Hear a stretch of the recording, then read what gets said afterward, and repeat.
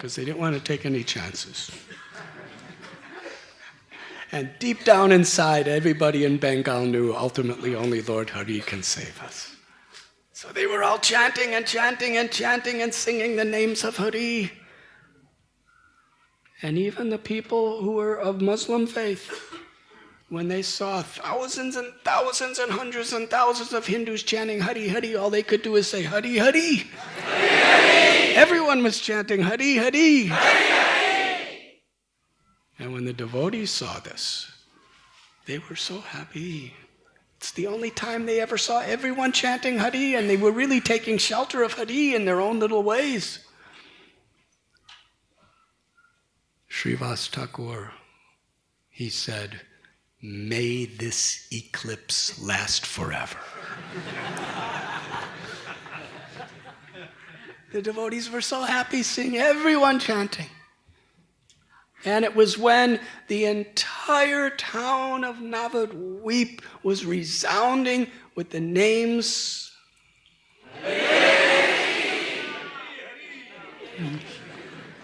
You're supposed to resound. Try again.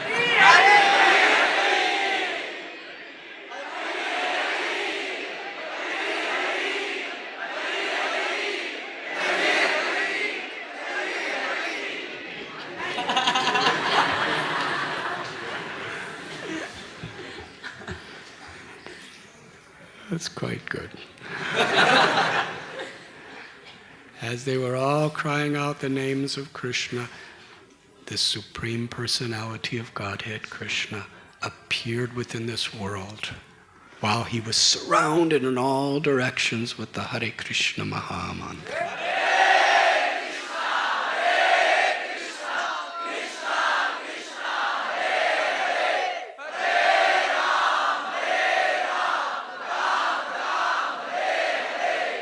And when he appeared, everything became auspicious. Mother Ganga her waves were dancing in ecstasy and happiness. And trees were blossoming in joy. And the devas, knowing that God had come to the world, were showering flowers upon everyone. And Advaita and Haridas, they were in Shantipur at the time.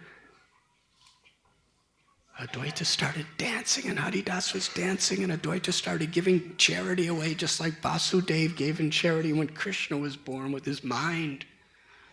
And nobody could understand, why are these two people dancing so madly, ecstatically like this? And this, everyone else was just going Hari Hari, and they were really because Krishna appeared, the fulfillment of their prayers.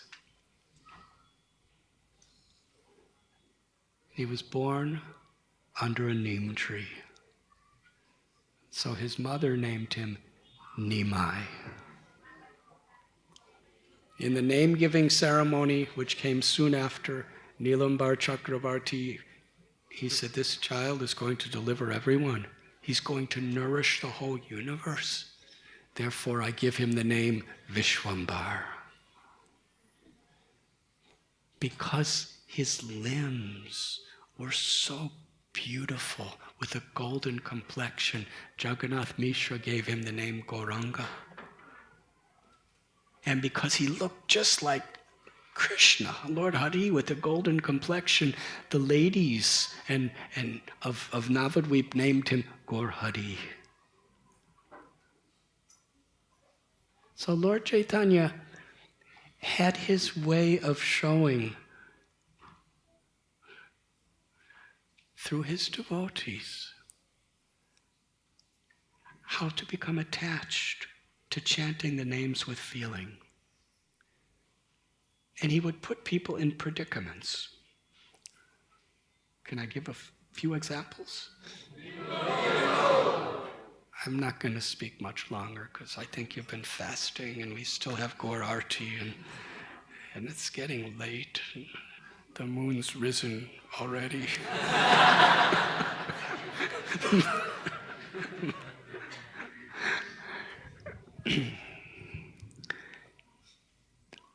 All the relatives, all the friends, all the devotees, they didn't know he was Krishna. But they loved him. They loved him just like they love Krishna. Maybe they even loved him more than they loved Krishna. Because Krishna was right there. But they didn't know he was Krishna. But they loved him. But still, he was a tiny little infant baby, so he looked so helpless. And babies really have a special power to attract our sympathy. Yes? So many times mothers hold their babies up to me and I look at their little fingers and they look like if you touch them they're going to break. They're so tiny and so gentle. Babies are so helpless. If you drop them, they just... They could die if you just drop them one time, or they can be, completely for life suffering from some disorder. They're so helpless, so dependent. So they love this baby with all their hearts and all their souls. And his happiness is their happiness. Nimai would cry. And he cried in such a way that would totally make them, it was unbearable for them. They couldn't bear the child crying. They would do anything to give the child happiness because they loved the child more than their own children. They loved the child more than their own lives.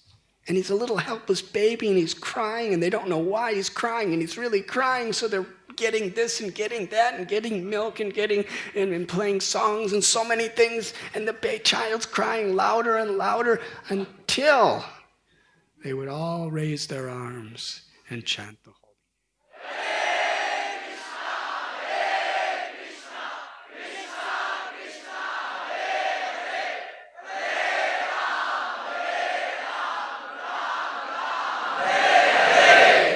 You see, they were not just ritualistically chanting. They were chanting from the core of their hearts in a spirit of sympathy and compassion. They were crying out, Krishna, Krishna, please give this child happiness. Save him from his distress. In this way, he created a sense of urgency.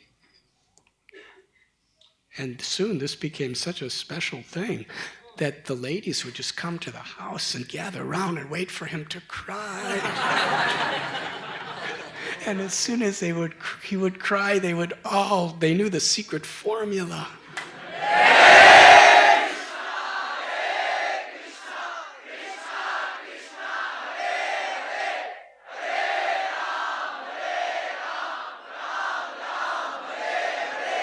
And Nimai would smile.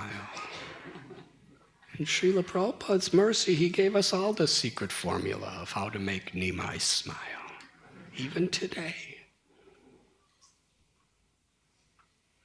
Another time, when Nimai just learned how to crawl, he was crawling around. And one time, a gigantic snake came through the fence of Jagannath Mishra's house. And little Nimai saw that snake and crawled really fast and grabbed it by the tail.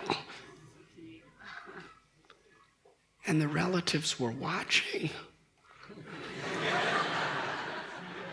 It looked like a poisonous snake. Now, if your little son did that, you would be in anxiety, yes? But you wouldn't do that. But now we might. Just a little baby crawling. He didn't even walk yet. He's just crawling around and he grabs a giant poison snake. And then the snake goes into a coil and Nimai lays on top of it. And he's just laying there. And the relatives, Jagannath Mishra, Sachi Devi, all the family, all the relatives, they're seeing their little baby in this condition where he could be devoured in a moment. And yet they couldn't approach. Because if they approached, then it could make the snake angry. And they could not approach. So what did they do? They were totally helpless. Everyone who was there loved Nimai as their own son. And more than their own son. So imagine this. Your own child who you love more than anything. Your own child who you love millions of times more than your own child.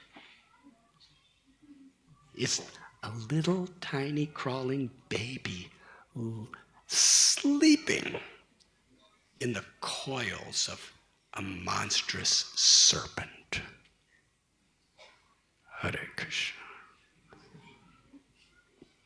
In their helpless state, they cried out for Krishna. Some of them cried, Garuda, Garuda.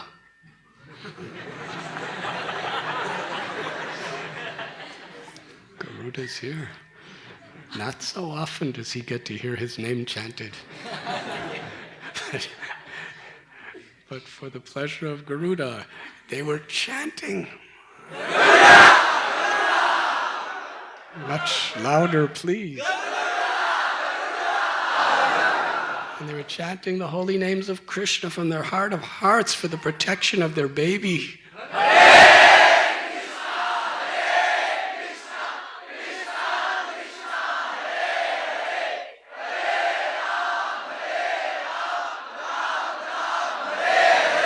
As they were chanting, they were fainting and they were crying and they were rolling on the ground in total anguish and helplessness. And the whole while, Nimai's just smiling. He's smiling at them, completely happy. Because that was Anantashesha that came to have pastimes with him.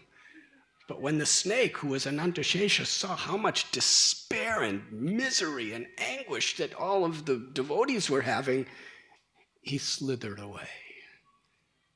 And as he slithered away, Nimai chased after to grab his tail again. And the relatives ran desperately and picked him up and said, Nimai, please come. And as soon as they let go of his from their embrace, he jumped up to chase after the snake again, and they would grab him again, Nimai, Nimai, and they would start chanting mantras and pujas and mudras and yantras and tantras for Nimai's protection. And anyone who with faith and happiness hears this story will never be struck by the snake of birth and death.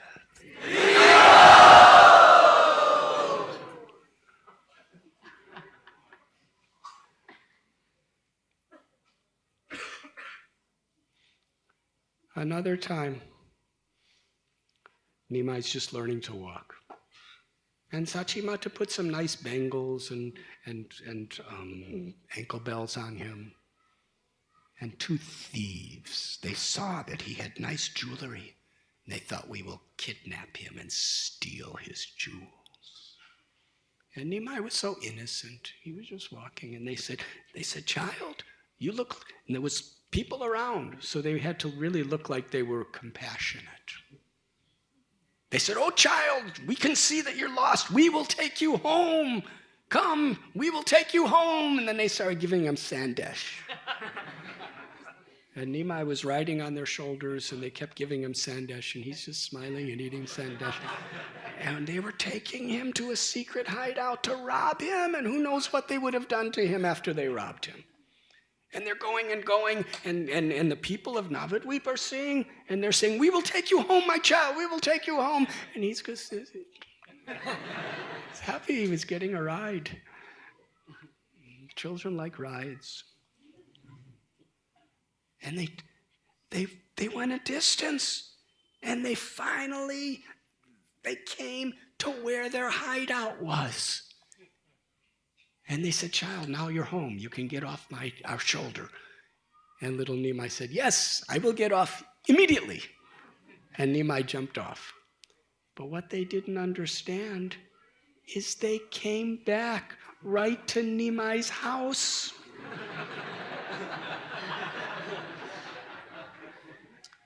Now, while they were roaming around Navadvip trying to find their own hideout, Nimai's family, they couldn't find him anywhere. They were searching in all directions. They were asking everyone. Nimai was gone. He was nowhere to be seen. They were in total distress. Can you imagine? Imagine if someone gave you a jewel that was worth 100,000 crores of rupees, and it was given to you, and you accidentally dropped it in the river. What would your feeling be? Nothing compared to them.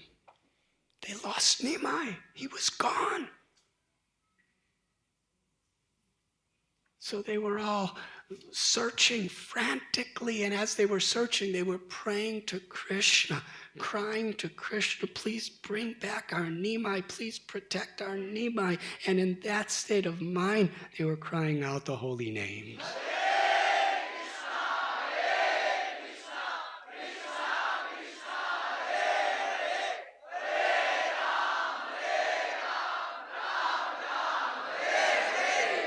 So Lord Gauranga really knew how to create circumstances to get his devotees to chant the names with great feeling.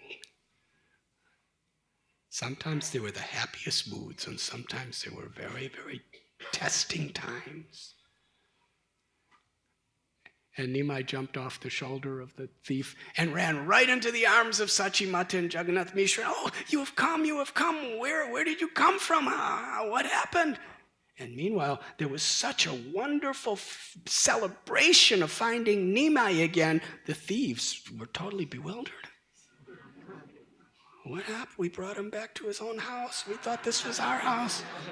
But then they were thinking, God, we're thieves, and if they catch us, we're going to get put in prison. We're going to get beaten. So they, seeing everybody, just around Nimai, they disguised themselves, and as fast as they can, they ran away. And as they were running and running and running, they were saying to each other, Goddess Durga protected us today.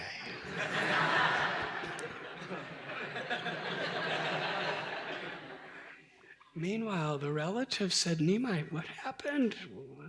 And he said, oh, what happened is I was roaming toward the path of the bank of the Ganga, and I got lost. And these nice men picked me up and brought me home.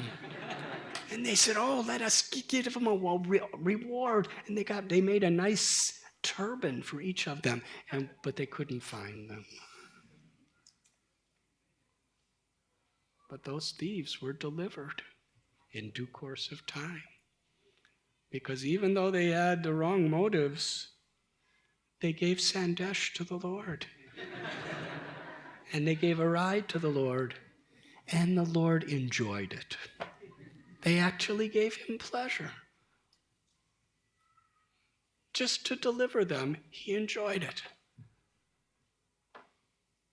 And if we enjoy just hearing it, he will deliver us too.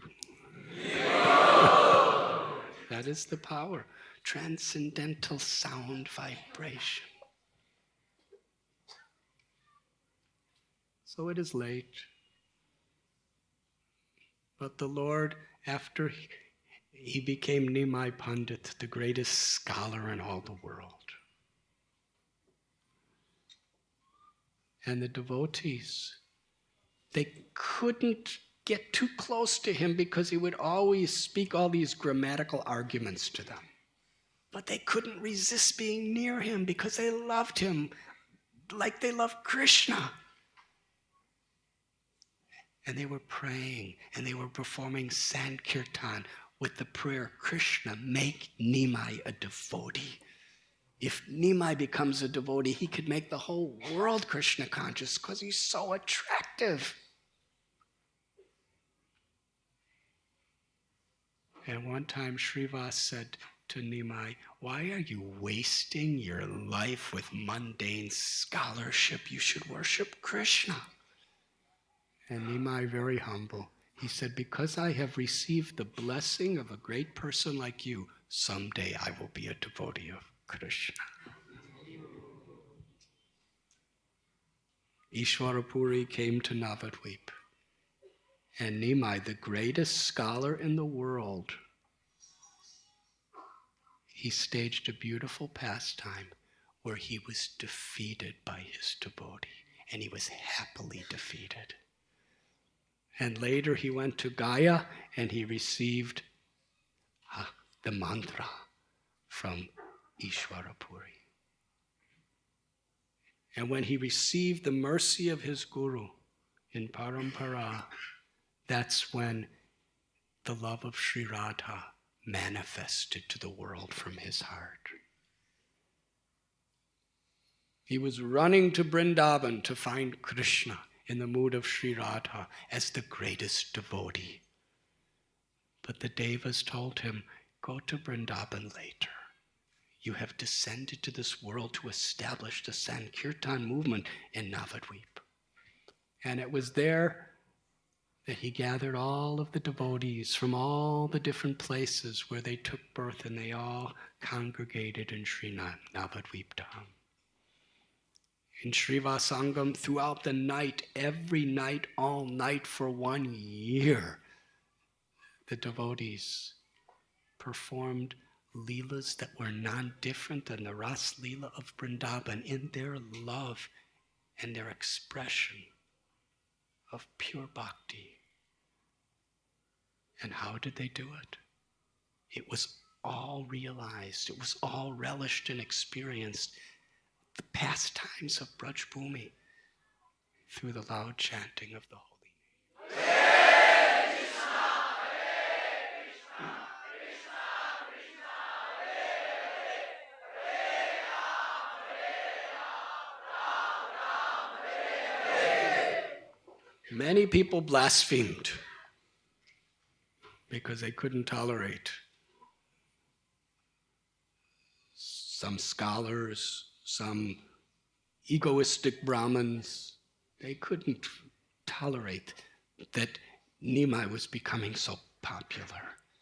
And Srivas, he's ruining everything with this loud chanting. We should be doing silent meditation. Silent meditation is good too, Paramananda Puri did. But the Yuga Dharma of this age is the chanting of Krishna's names.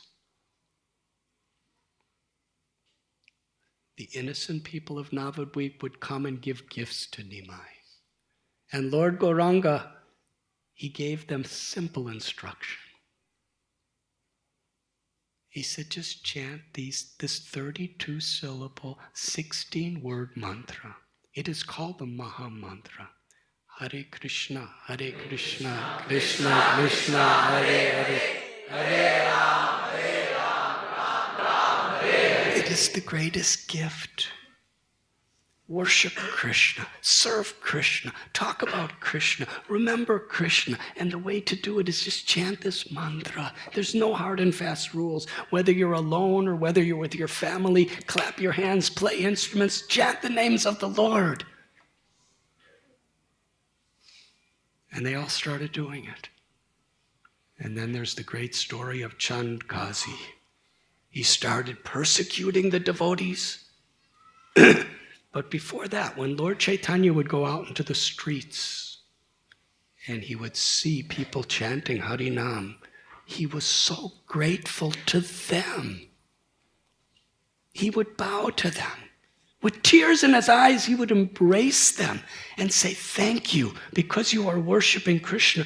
You are my life and soul. With his own 2 hands, he would give garlands to these people.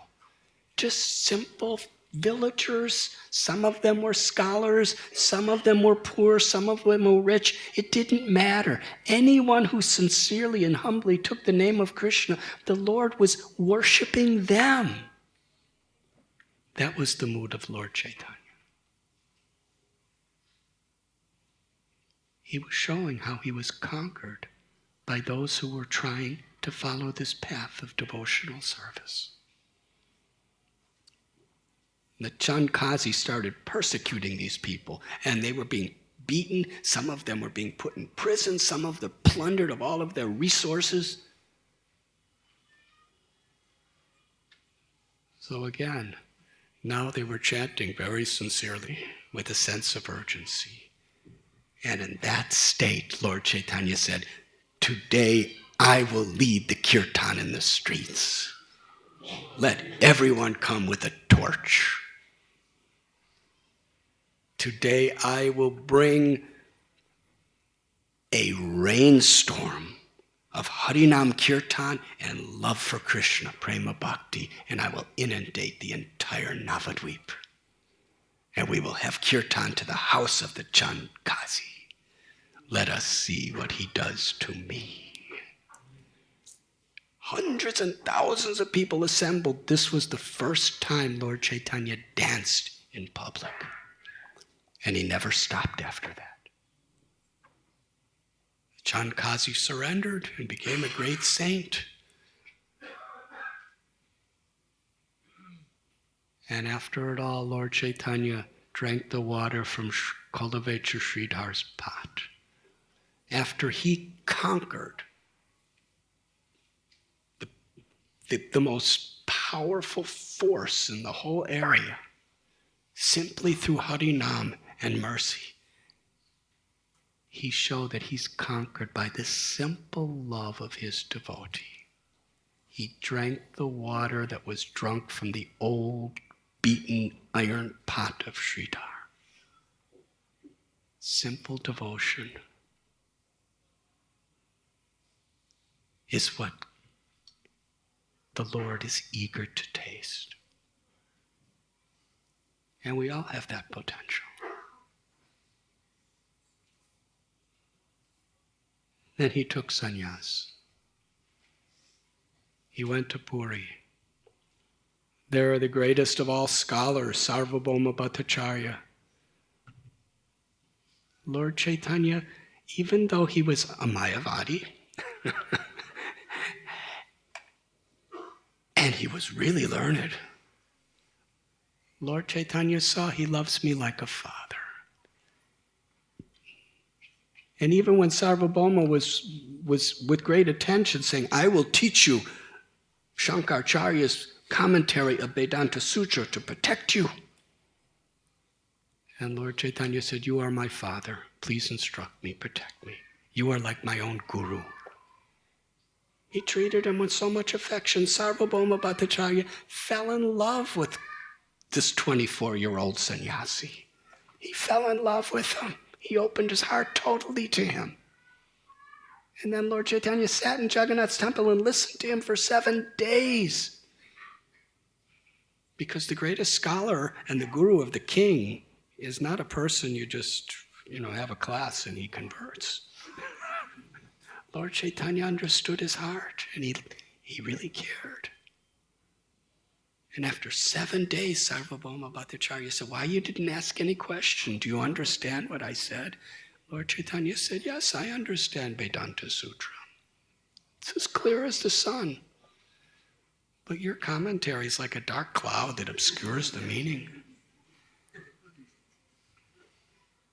Sarvabhauma already opened his heart so much, he had to accept whatever Nimai said. He said, "If you have a better explanation, you tell me." And Nimai gave his explanation, and because he listened for 7 days, Sarvabhauma was obliged to listen. And he became a Paramhamsa Vaishnav. Then Lord Chaitanya went to South India on his tour.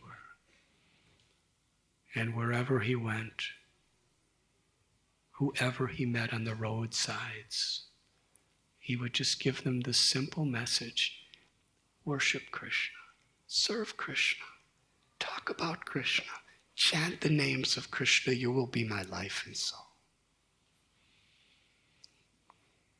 And whoever he met, he would induce them to chant. And he would embrace them. with such love, gratitude, and humility. They were transformed. And any of those people he met on the road like that, they would go to their village and they would repeat the same message and perform kirtan. And everyone of that village became pure devotees. And if anyone visited that village and they went back to their village, anyone who even saw them, spontaneously, with such love, they would chant the holy names.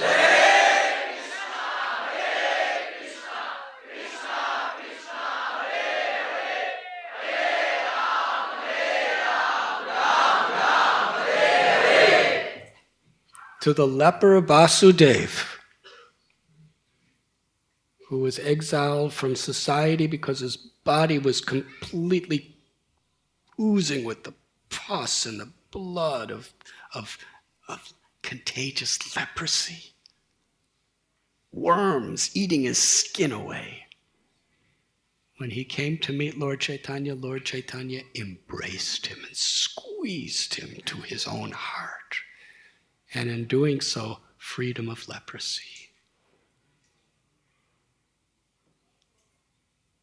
Wherever he went,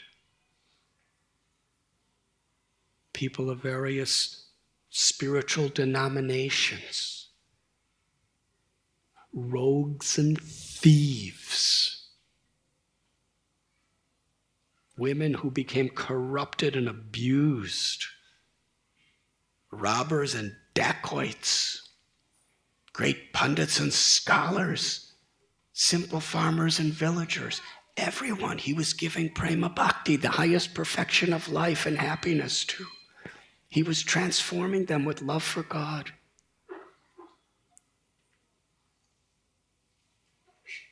And when he was going to Vrindavan, he gave ecstatic love to Krishna, to elephants, tigers, deers, snakes, rabbits, porcupines,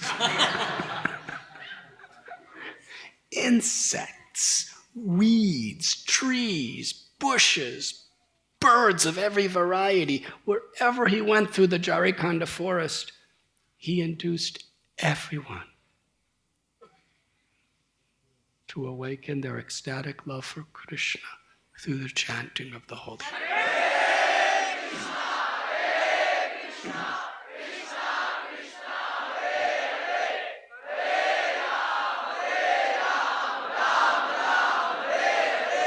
When he returned to Puri from Vrindavan, where he even attracted the hearts of all the Brijabasis, in Puri, he would have Ratha Yatra.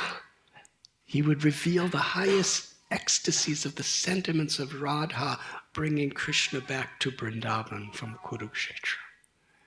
But in the meanwhile, while he was absorbed in these internal ecstasies, he was distributing love of God to everyone with his dance.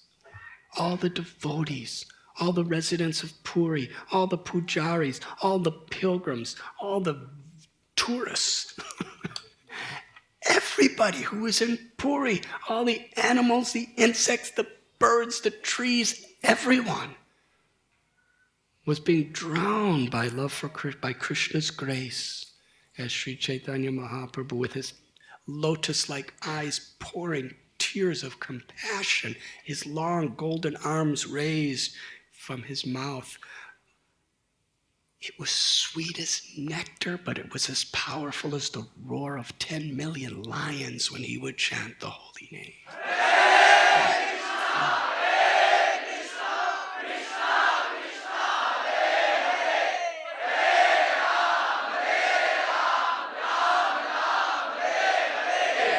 And the final 12 years of his Leela in the Gambhira, especially surrounded by Swarup Damodar Goswami and Ramananda Rai, he entered into the ecstasies of the highest Mahabhav. The same mood of Sri Radha when Uddhava came to Vrindavan, when she expressed her love and separation. Sri Caitanya Mahaprabhu was manifesting symptoms of ecstasy through pastimes that have never been seen or heard in the creation before. Incredible.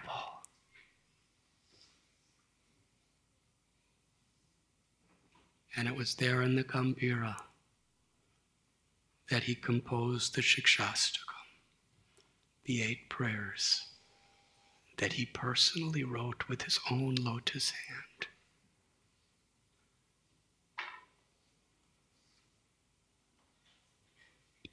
At every stage of Lord Chaitanya Mahaprabhu's life, in the role of a devotee, he was teaching the most simple principles as well as the highest, deepest, most profound levels of love.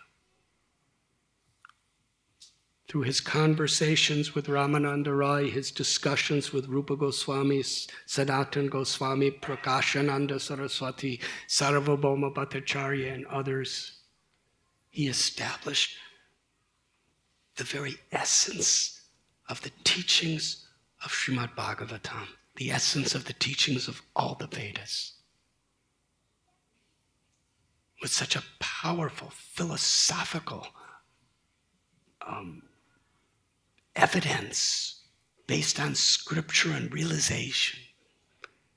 He established the philosophy of Achintya Bheda Bheda. Inconceivable simultaneous one indifference. And it is all to facilitate the awakening of that spirit of being the eternal loving servant of the supreme, all beautiful, all merciful, all loving personality of Godhead. And when we understand these principles, and we learn to honor and serve the Vaishnavas without offenses, and Jivadoi, when we learn to actually share this great blessing with the people in general,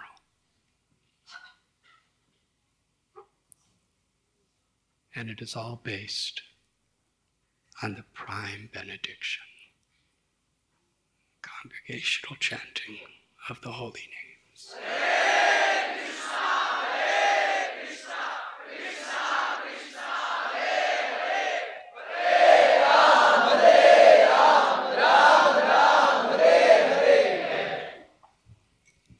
Let us offer our sincerest gratitude to His divine grace, A.C. Bhaktivedanta Swami Prabhupada. By His compassion, Sri Chaitanya Mahaprabhu, through Srila Prabhupada's compassion, has given all of us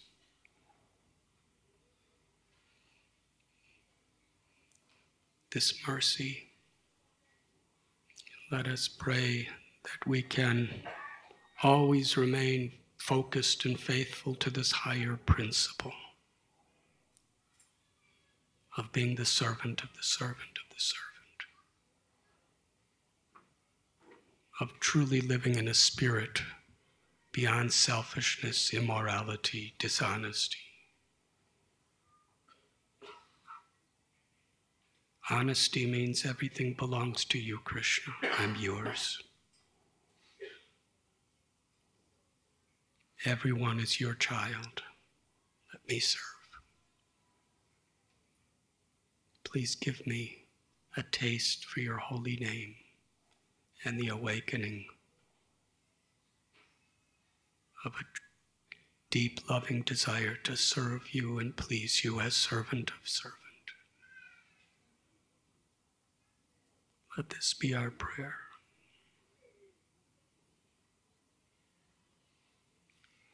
Thank you very much.